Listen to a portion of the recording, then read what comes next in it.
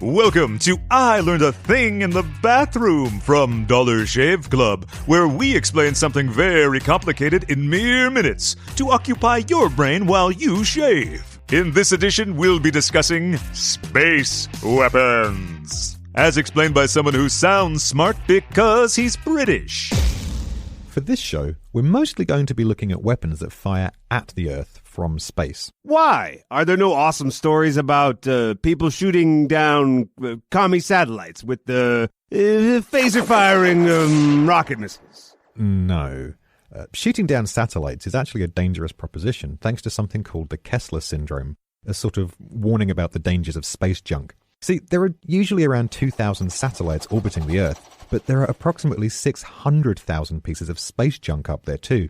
And every year, at least one satellite is destroyed by this fast-moving space garbage. The more stuff gets destroyed, the more garbage is created, and the more it spirals.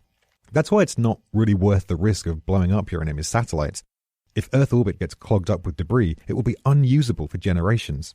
And if you've ever used a cell phone, followed a GPS, or watched TV, you'll probably want to avoid that. Okay, I get it. So what's the most dangerous space weapon out there? Are you ready for this? The most dangerous space weapon is a big metal pole.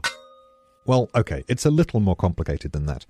One of the most discussed methods of attacking a spot on Earth from space is through the use of kinetic bombardment. Put in simple terms, a satellite drops a 20-foot-long, 9-ton cylinder of tungsten, a tough metal with a very high melting point, from low orbit. By the time it hits the ground, it's picked up so much speed that the impact is equivalent to 11.5 tons of TNT.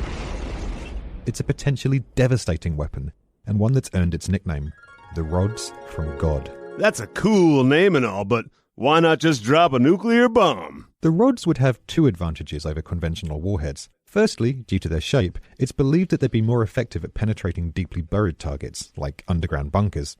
Second, they're very hard to stop. Unlike regular missiles, we wouldn't even know if one of these had been launched. But nukes are still an option, right? Yes and no. Yes, it's completely possible to fire them from space. Back during the Cold War, the Soviet Union had already planned a way to keep a collection of nukes in low orbit that could be dropped anywhere they liked. And no, because fortunately, every country adheres to the Outer Space Treaty, which forbids the use of weapons of mass destruction in space. The Rods from God would be a sort of loophole, since the treaty only specifies nuclear, biological, and chemical weapons. So has no one invented a giant, country-destroying laser or anything? Believe it or not, the Nazis were working on a space weapon during World War II, but it wasn't a laser as such.